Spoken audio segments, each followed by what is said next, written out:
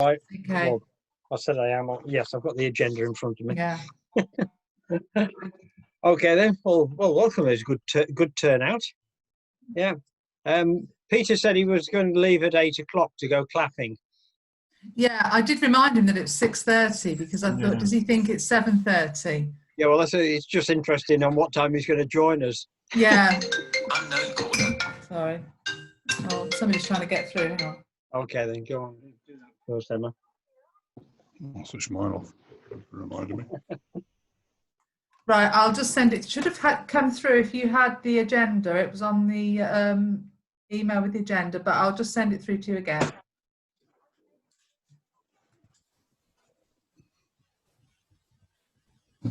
I'm just going to... Did you want to carry on and then...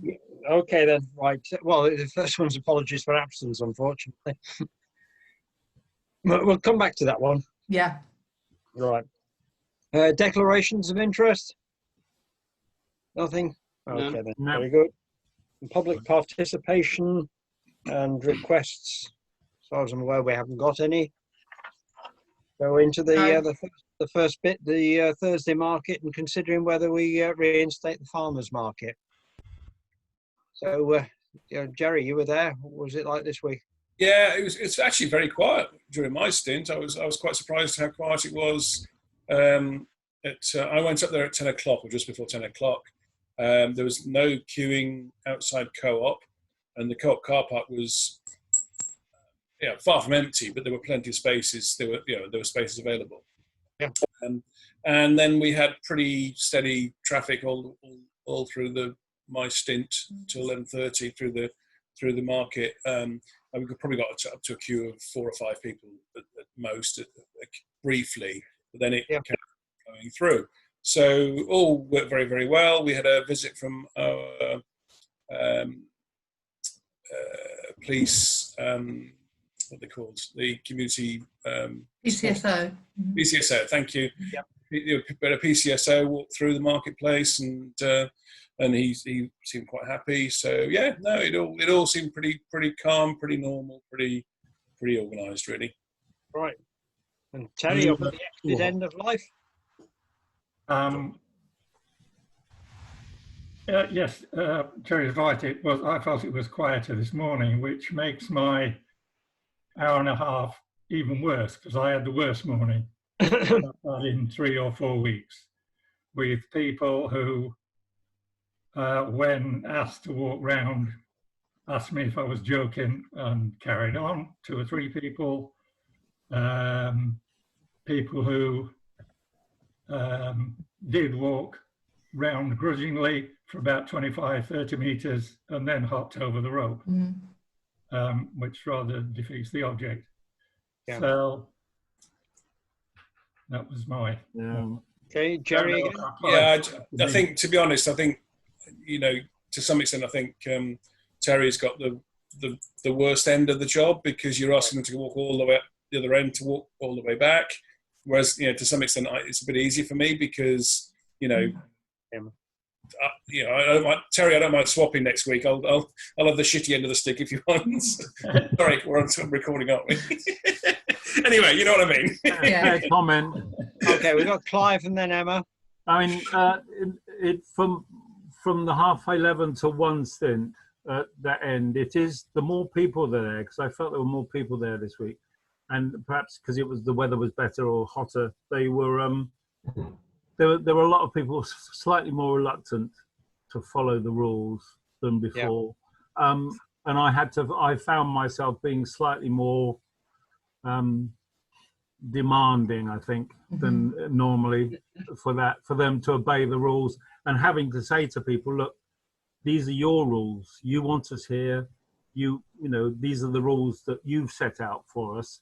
Yeah. It's the onus is on you to comply with these rules. And as soon as you sort of say it that way, they were all, yeah, okay, yeah, all right, I understand, I know, but it's a bit of a faff, isn't it? Oh well, that's just the way it is. Not forever. Okay. Those sort of comments. Yeah, I think for Lisa and I, it was a better morning. I think the regulars are coming early. and they know if they're coming for fruit and veg, they just know instantly where to go, and you don't have any issue. They also know the little bypass. If they don't want fruit and veg, they can just move to flowers or wherever. Yeah, I must admit, it was most of the workman lunchtime trade that were being, not difficult, but harder than in the last 2 weeks. Yeah, the other end is difficult as well, because people now see the fish stall and the pet store, and they just say, well, we just want to go there. When it's quiet in the morning, you can sort of let them get away with it. But the minute you get a few more people, I had to say to people, I'm sorry, I know you only want to go there. But there were people coming up who had been to household goods, fruit and veg. They were going to be cutting straight across. And we had people jump, sort of climb over the rope, that sort of thing. Yeah, okay. I think all we can do is put those measures there and ask them, and if they don't, and if it gets worse and the environmental health officer looks at it, then he'll just come and shut it down. Okay. Malcolm wanted to say something. I will say something. I want to ask a question. All right. Okay. We said how we found it out there. How do the markets traders find it? Do they do sufficient business? Yeah. I asked the fisherman and the sweetie man and the pet food man, and they're all very happy. It was slower than had been in the past, but just what they expected really. And especially the fishman said, no, he's happy. He was happy.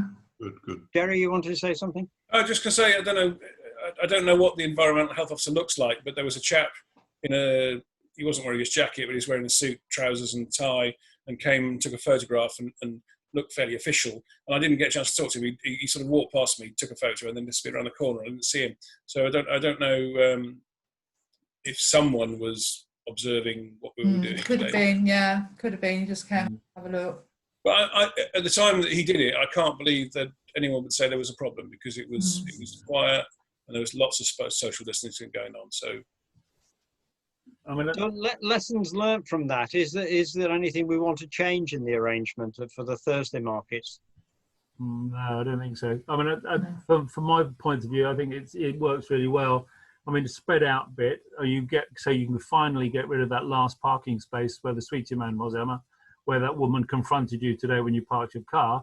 That last space, then it's worth that. We had we had two cars. We had one person that we had to go and ring on his doorbell in the flats above the bank, and he eventually came out and moved it at about 7:30. I think what's happened today is indicative of what's going to happen if it gets busier. Then we're gonna have more. I say problems, but it's going to be harder to marshal the more people there are. And I think that's one of the things we've got to discuss. If you extrapolate from what we've done on the Thursday market into the farmers market, with potentially twice as many stalls, twice as many people, then the social distancing and the marshalling of it becomes that much harder. Because as I said to Jerry this morning, we have no official capacity. We can't say, hang on, I'm going to put my hand on you and no, you don't do this. We're not policemen. Yeah, okay, Jerry? Yeah, I think Clive's absolutely right. If we had twice as many people as we did today, I think it would be difficult. I suppose the question for us is really, are we going to end up twice as many people if we have a farmers market, or is it still going to be basically the local people? Yeah, okay, Emma? I think, I had a conversation with Philip Amps at the end when he came to get the cones, and he said, to a point, you've got your measures in place, and it really then should be up to the members of the public and the stakeholders to manage it, because he said all the shops are going to have to manage their social distancing and who's going to be going in and out of the shop. So he said, really, it should be back on them, and we just put the measures in place, maybe have a couple of people about. So it could be that we trial that next Thursday, So we're less hands-on, but I do have a feeling that top end, the Tesco's end, will be very difficult. Okay, so we've got Ian and then Terry. I suppose one thing is, you asked about any changes. We've put the map in the advertiser, which I think is coming out this weekend, which might help as well. But obviously, we can't make any more changes based around that. And secondly, talking to people today when I've been dropping eggs and stuff off, you know, there's a lot of demand for stuff, but people I think are generally quite happy with a small, almost trial farmers market with just some local basic supplies rather than the whole kit and caboodle. So, and I just saw Hanneke at Barnwell, and she was saying at Earthling, they're having this discussion, and one of the big discussions is, do you advertise it or not? And we don't need to advertise it. So we could do a trial and just let word of mouth go around town, but that's it. Terry? So because people were walking past and over the ruts and so on, I kept an eye on what the stall holders were doing. So the first 4 or 5 stalls up to the plant man are all in my sight. And certainly around the plant man stall. So you've got people, I must say that most of the people who were doing the wrong thing were going to the plant man stall. Coincidence or not, I don't know, it doesn't matter. So you've got people coming 2 ways to the plant man plus over the rope. So you've got him 3 ways at the plant man, and then he's got 2 or 3 tables. So they're all milling around there, social distancing, forget it. And I didn't see either him or his lady speak to anybody about it. Now, I get that. They're there to make money. But I think we can kind of forget about the stall holders speaking to people. Yeah, but you know, just in terms of, you say that they're there to make money. If we have to close the market down because we can't control the crowd, they can't make any money. Indeed. It's in their interest. No, absolutely.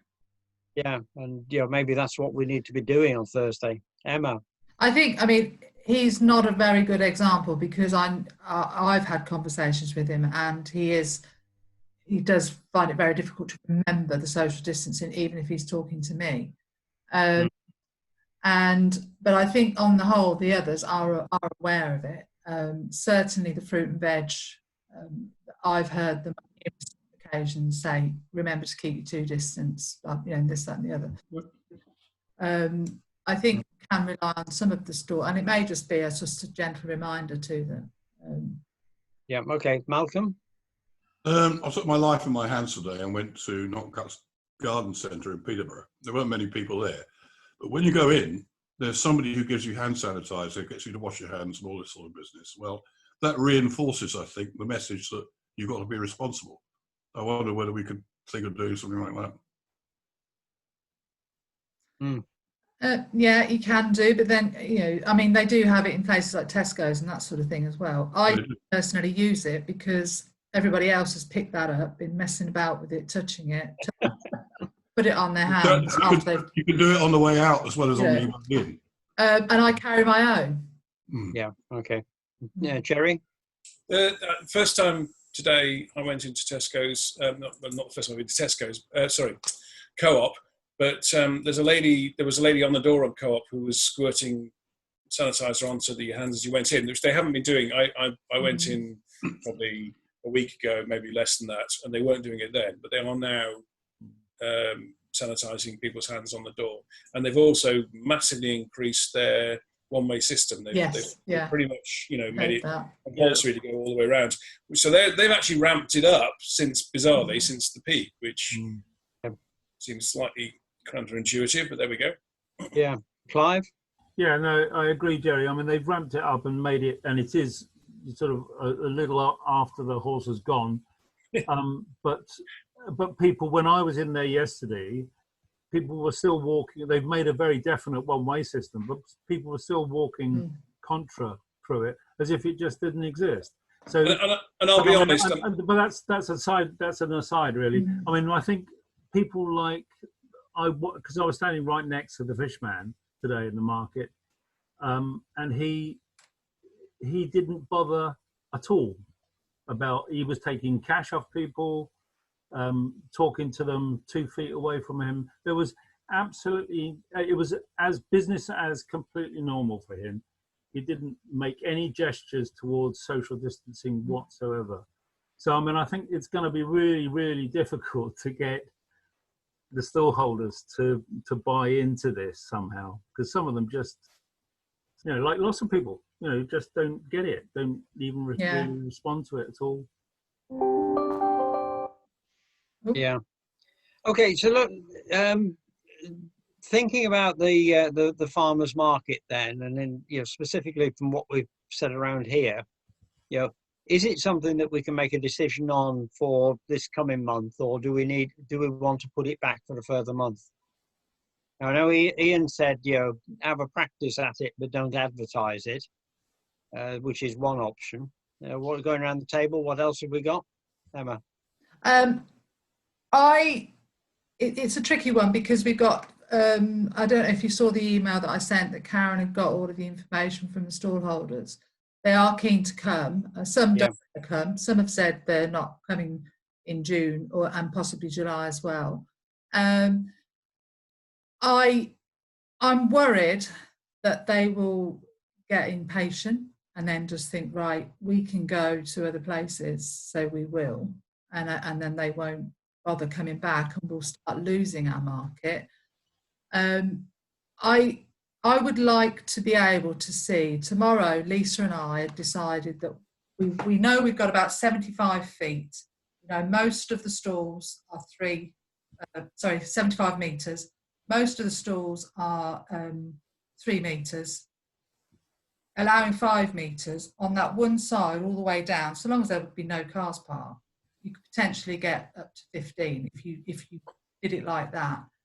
And then maybe 2 on the other. We're only looking at 12 at the moment. I'd like us to try and put together a plan, and I'd like to show it to the environmental health officer and to you as well, and see what he thinks, potentially before we say a blanket no.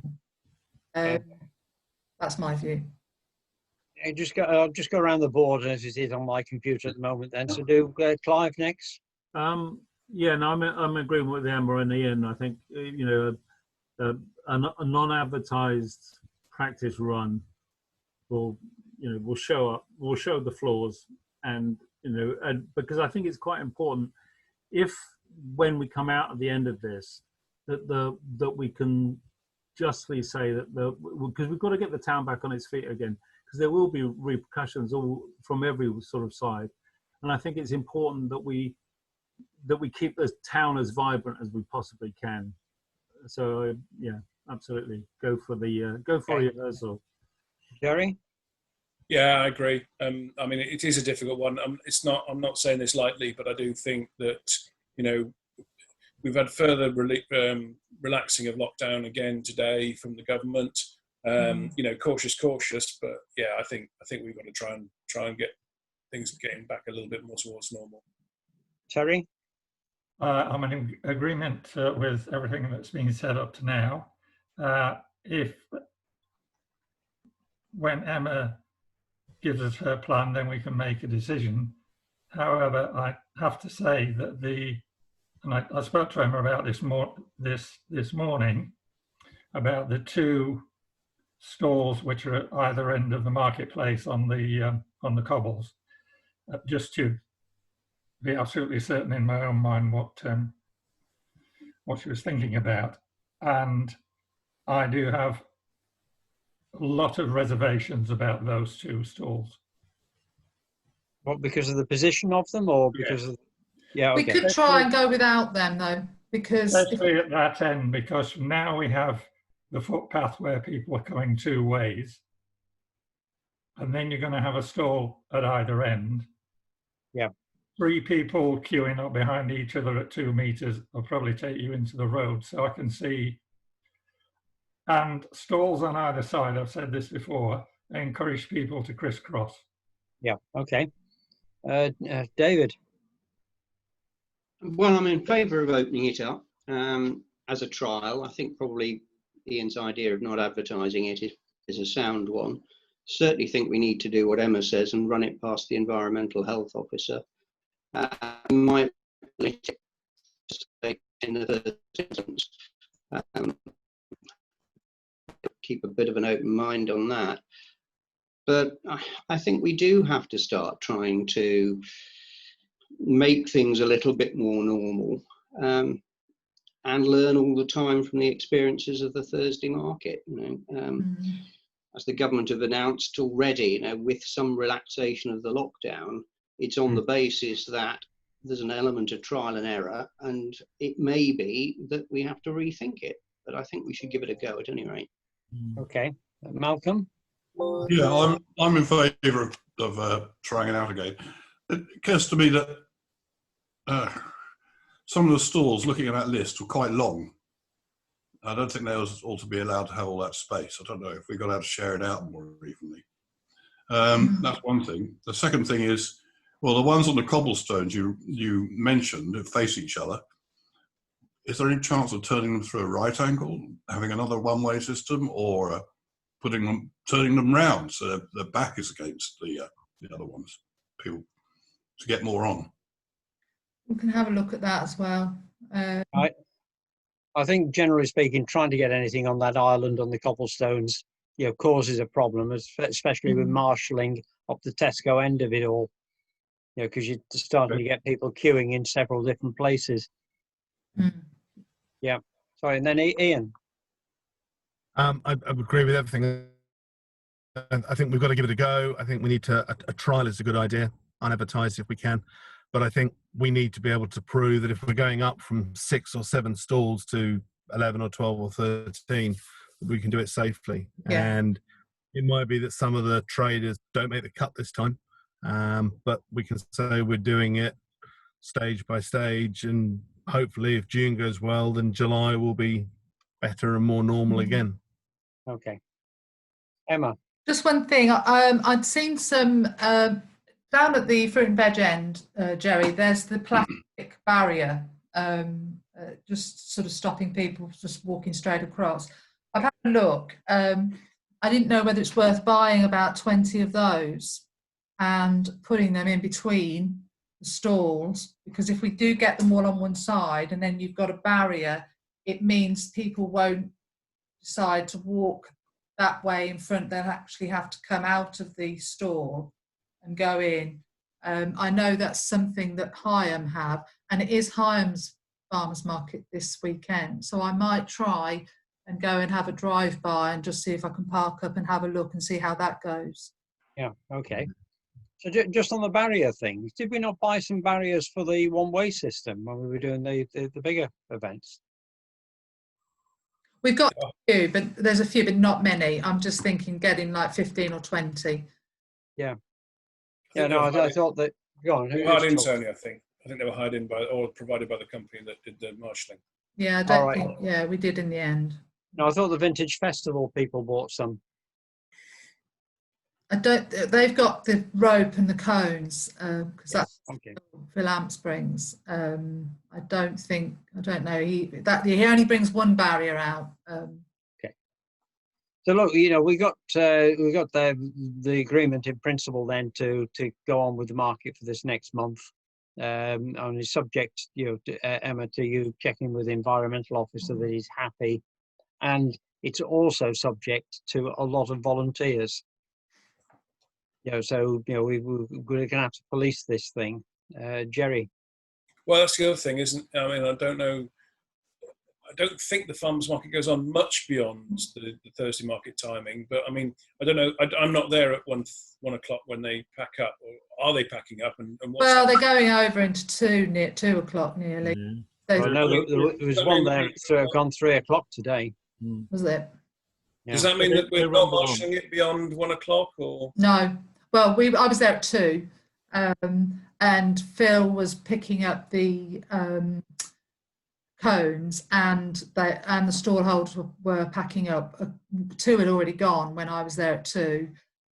I think the household goods man is always the last to pack up because he has so much stuff. but they were all packing up when I left. Yeah. Okay, Jerry. I mean, we may feel that that's not a problem. I don't know. I wasn't there, so I didn't see it. But I mean, to some extent, it does sometimes feel like you're a little bit, surplus to requirements when you're marshalling, because there's not really an awful lot to do. Most people have got. No, there isn't. They're spreading themselves out, So it may be that we don't feel that's a problem at all if they're carrying on till 2, 3 o'clock, particularly if there's less people around. But again, that's my question, I suppose, is if we're going to have the farmers market, do we need to try and make sure we cover more hours? In which case, we need more volunteers, or Okay. I think it's just normally 8 till 1, isn't it? The farmers market. It is a shorter period of time. Okay, Clive.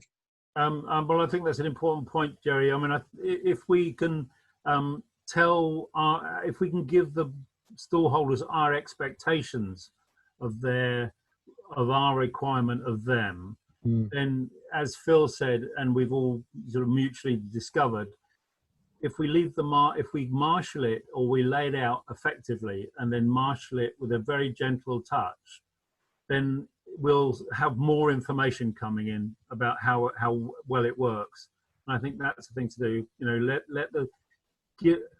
Have the information to the stallholders of our expectations, and let it run from there. Yeah. Okay, Terry. I just wonder, of course, we're not. Am I right in thinking we're now not going to advertise the farmers market? I think that's the right decision. Okay, but is it worth putting on social media for next week Thursday market some notice to say that, to try and reinforce the one-way system, kind of, this is for everybody's good, it is being monitored by outside sources, and if you all don't behave, lads, it might get closed down. I'm sure Ian can come up with something sweeter than that, but right. So just going around it, Malcolm and then Ian. We've got more stallholders wanting to come onto the farmers market than we've got space for, and that's a good bit of leverage. So ask them to behave themselves. Yeah. Make sure they do socially distance. Yeah. Ian. I was just going to say that hopefully the advertiser will be out this weekend, I think, which will help Thursday and farmers markets, because it's got an instruction. But the idea of Terry's is a good idea, saying, look, it's up to you guys to obey, as Clive said, what's there for your benefit. But I think also the leverage of the market is, I think what Clive said is a really important idea. If we say to the stallholders, you need to enforce social distancing, etc., and if we have to close the market down a bit and you're the one that can't come back, then it's in your interest to do that. Yeah. Okay. Just something going through. Oh, sorry, Emma, go on. Yeah, just a quick one on that. I mean, we have been putting it on Facebook, but I'm hoping that the advertiser, what we've got in that, is going to possibly get some of the people that don't look at social media. And then on the other point, that when particularly, I mean, I can ask the environmental health officer to come out, and he will. So we can say, for the farmers market, the environmental health officer will come out, and if he doesn't think that you're following the guidelines, then he will close you down and he'll send you home. Yeah. Excellent. Okay. Sorry, I can't remember whether there's anybody else wanted to talk then. But just my thoughts on this is about a bit about, I use the word liability rather incorrectly, but since we are staging a market, I'm assuming that we are responsible for making sure that market is safe. Yes, I mean, like we do with the Thursday ones, we put out the guidelines, and and everything that we feel that we're doing helps people, with the social distancing, that sort of thing. And that's about as far as it goes. And we can advise people, but ultimately, for this particular thing, it is down to them to, to make sure, down to the people that, and if they don't want to do it, then that's their problem. Yeah. Okay, Terry. So what happens, Emma, if somebody comes over the rope and trips, falls, breaks their leg, arm, or whatever? Who's responsible? Well, the reason it's there is to stop people doing that. Now, it could be that we need to put some signs on it. Please do not step over this rope. Yeah, that one person nearly did that today, and I had to sort of not. They weren't falling, but I had to sort of make a lunge towards this old lady as she got her feet tangled in it. So yes, and absolutely, Terry, it's something. Perhaps the barriers is a much better idea than the rope. Yeah. Because we won't have enough to cover what the rope does. Yeah, but could we hire some in? You know, because that is another aspect. I mean, I have to go back to sort of David and say, is this something we should, seriously consider about ropes and barriers and people tripping over and suing and all the rest of it? On David, you can answer that before Jerry. Well, I mean, there comes a point where people do have a certain amount of obligation to look after their own safety. There is a thing called contributory negligence. And I think that courts would probably not be particularly well disposed to finding in favour of somebody who puts themselves at risk by climbing over an obstruction that's clearly there for a purpose. A couple of signs wouldn't come amiss, but I don't think we need to erect the Great Wall of China or a sort of Berlin Walls type thing to keep people. Fair enough. Right, Jerry. I was just going to say I agree with David. I mean, I think barriers are over the top. We don't need that. The ropes, it's quite clear what the rope's there for. If people want to step over it, and I had people from Trendles going backwards and forwards. The van pulled into the bus stop, and they were unloading and reloading stuff from the van, handing stuff over the rope and jumping over the rope, whatever, which is absolutely fine. There was plenty of people around. They were socially distancing. There wasn't a problem. The rope is there to guide people. We don't need, as David said, the Great Wall of China. Okay. Well, the only thing I'm thinking then, just in it, sorry, go on, Clive. No, I was just saying, I'm just agreeing with Jerry and David. I think it's a point worth discussing. That was all. It's something that now we've cleared that up. Fine, stick with the rope. Okay. Right. So the only thing I'm thinking about there then is whether or not we declare there's an end time at the market, and we ask the stall holders to leave promptly after that time, because there's going to be a point where we've got no more volunteers on duty there. And as I said today, the one stall holder was still there, gone 3 o'clock. Emma. It is difficult because if they start packing up, and at 2 o'clock they were packing up, but people were still going to buy stuff. It is very difficult for them to just turn around and say no to somebody if somebody wants to buy something. But it's also not a 5-minute job packing up, and they've also got to sort of allow other vehicles moving about and that sort of thing. So it's very difficult to say to them, this is how it's on, and you've got to be off within half an hour, because it would just cause chaos. Yeah, but being reasonable with the time, we're going to stop marshalling that at some point in the day. Yeah, we stop at 1. We stop. At 1. Lisa and I are about till about 2, but we're not there marshalling, and the people are there aren't many people there at all at that time. So I just feel that we should put a time when we want them to start packing up, and even if it's a 1-hour period, say packing up from 1 o'clock till 2 o'clock, but we want people to be out by 2 o'clock rather than continue for the whole afternoon unsupervised. I don't want the market to get closed down, for the wrong reasons. If something happens during that period of time, like environmental health comes along and sees a great crowd of people around one stall, he could close us down for the wrong reasons.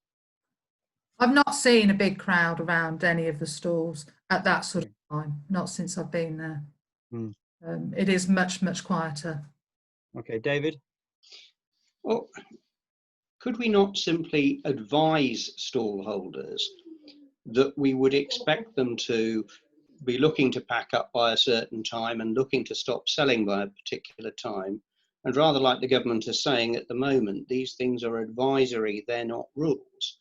We could tell them that if in fact a problem arises because people are not complying with the spirit of that, then we will have to look at legislating and putting in firm and fast rules about closure times and the rest of it.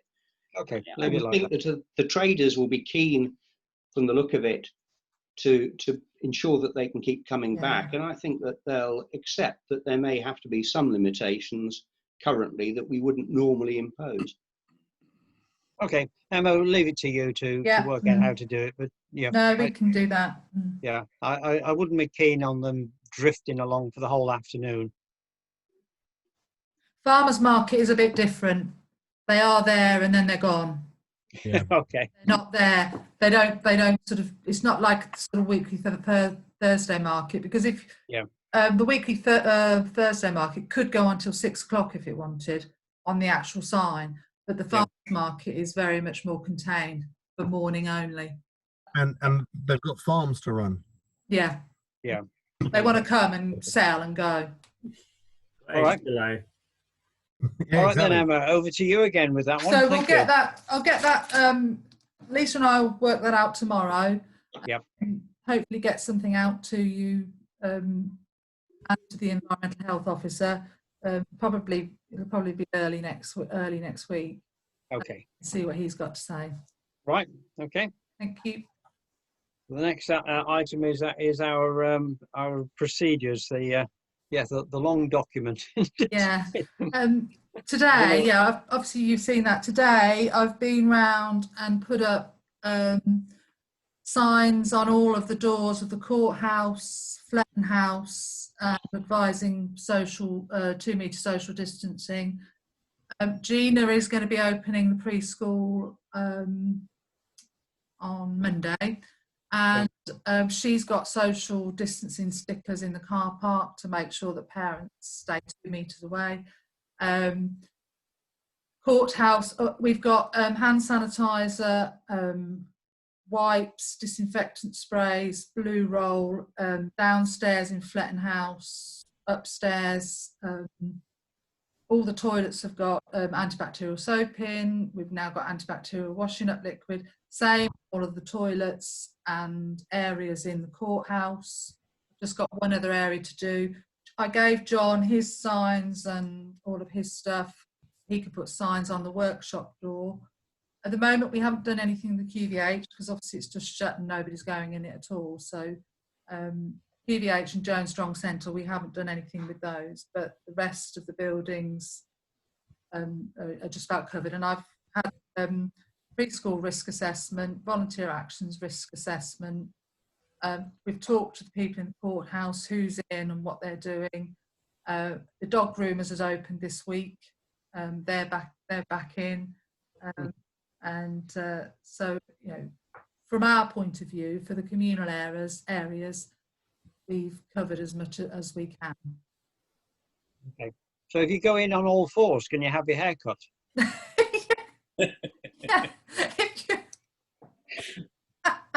You have to have all your hair cut. Yeah, absolutely. You don't want to go there. It's a complete body perm. Right.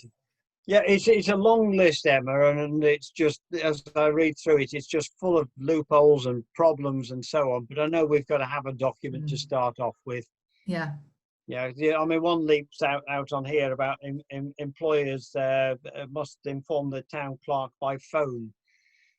So, yeah, I thought that's a lovely bit of social distancing, you know, to phone you on their way home. But it does mean that your phone number has to be with everybody, doesn't it? Yeah, well, staff have got that, so. Yeah.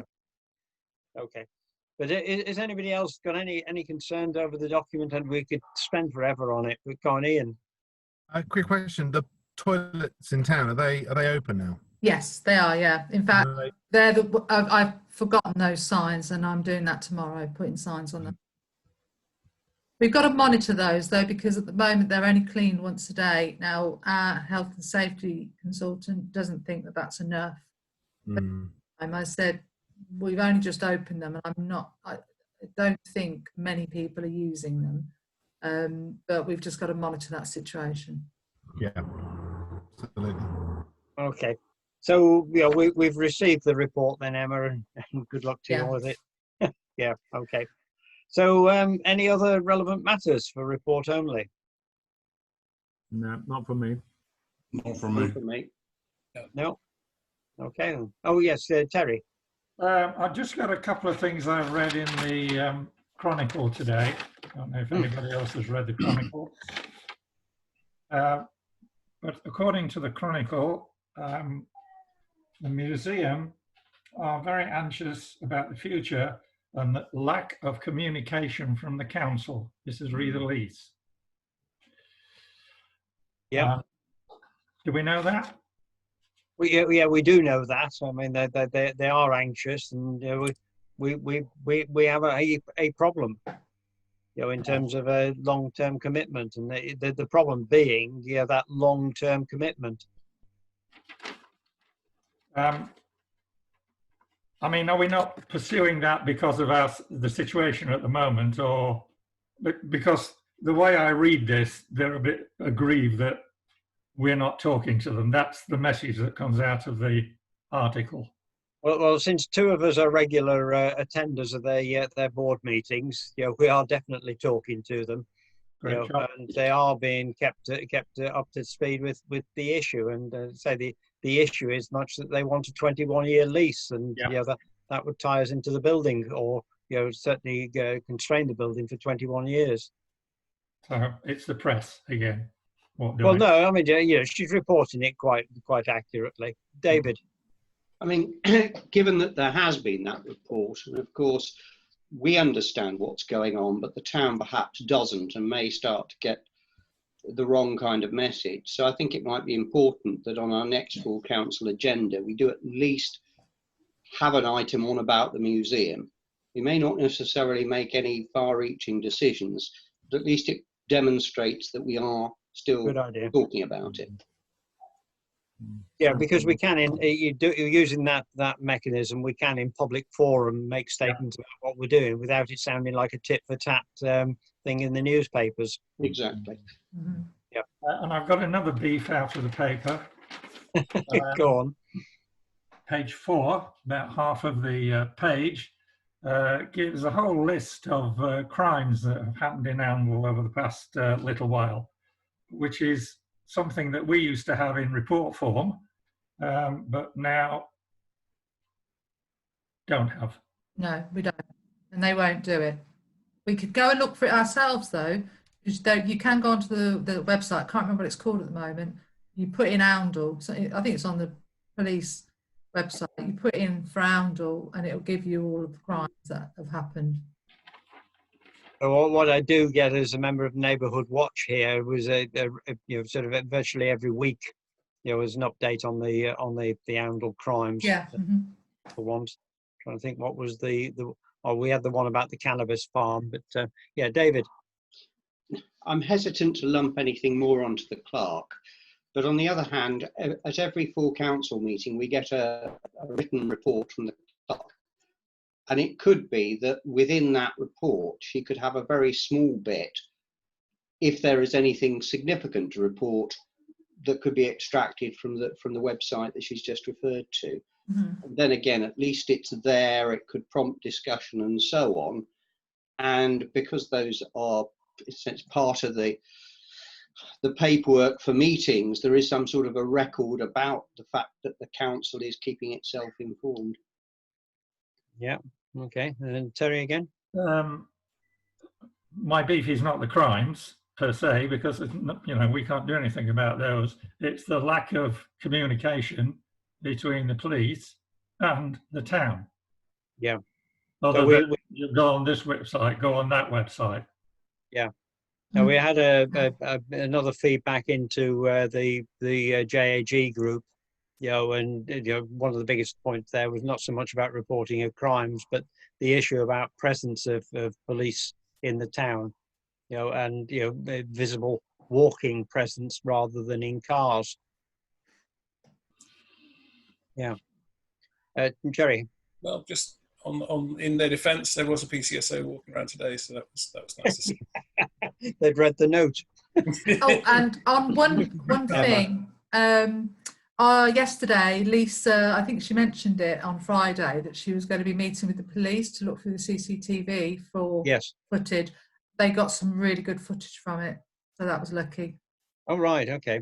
They were really pleased. How much are they going to pay for that? Nothing. All right.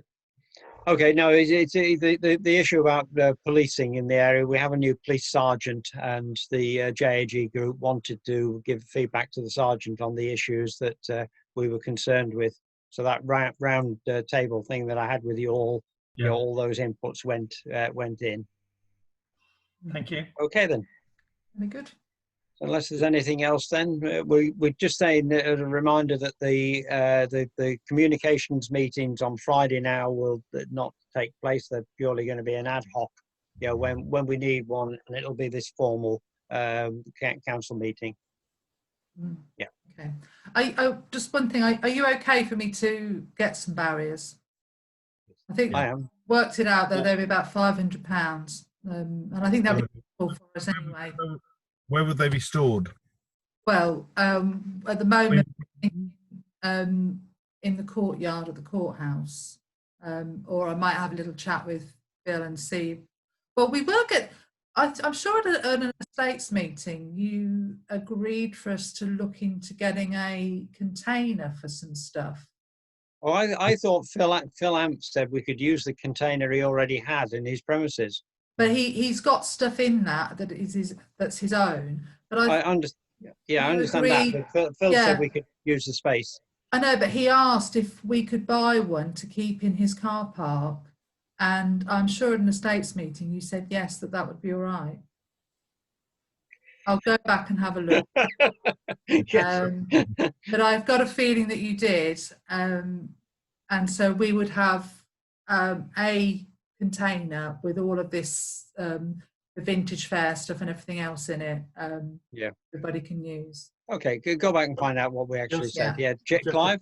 A quick one on that. I mean, I think that's, if Phil's going to be involved in it, which he is, with all this, with the markets and everything else, I think it's in their interest that we throw some of this back at the business community, because they are keen. And as I said before, as soon as this is over, we're going to need to work together to actually sort of push everything along. So I think they're involving them, even just for, if they, I know, half share, quarter share of the barriers, whatever it is, and they can store them, they're there for the town's use eventually, whatever happens after that. And maybe just an approach to Phil, because you know how amenable he is about all this stuff.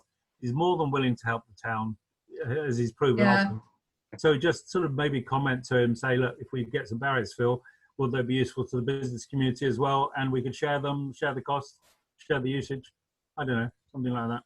Yeah, I mean, at the moment we've got very limited stuff, and we're just using all of their stuff. Yeah, be good to have. Yeah, I think it'd be good for us to have them. On this one here, to keep it rolling, we just say yes, we'll get out and do them. But I think, Clive, your point is good there. And my view is that the business group are doing a lot for the town at the moment, but we just keep an eye on it. And especially if we move on to that next one about having a container, and he's happy for us to use his space, and that's saving us a tremendous amount. Yeah, absolutely. Okay then, so onwards, the next meeting, if nothing else happens, Emma, will be when? 16th of June. Okay. Next full council meeting. Right. I mean, if something crops up in between, then we might have to have another extraordinary one, but that's the next full council one. All right then. And just whilst you're there, Emma, saving calling you back again. Did we get that letter off to Tom Persclove? Yes, it did. Yeah. The longer got all of those of other pages on it as well. I don't know what happened to the first one. They just weren't there. And then as I read it, I thought, I think there's something missing here. Yeah. 9 pages later. All right. Okay, then. Thank you very much, everybody. Yeah. And Peter Peel when he joins us. Yep. Oh, sorry, Emma. Just sorry on procedural. We at the beginning we had apologies and we didn't actually cover it. Apologies from David Fuller. And Val did say that Oh. she had got a bad back and she may not make it, but then obviously I don't know whether she tried to make it, but obviously she didn't come in, so I don't know. All right. Yeah. Okay. Cool. Is everybody happy to accept those apologies? Yeah. Yeah. Absolutely. Right. Yep. Okay then. Thank you. Right. Onward then. Bye bye now. Okay. Thank you. Bye. Thanks. Bye. Bye. Bye, everybody.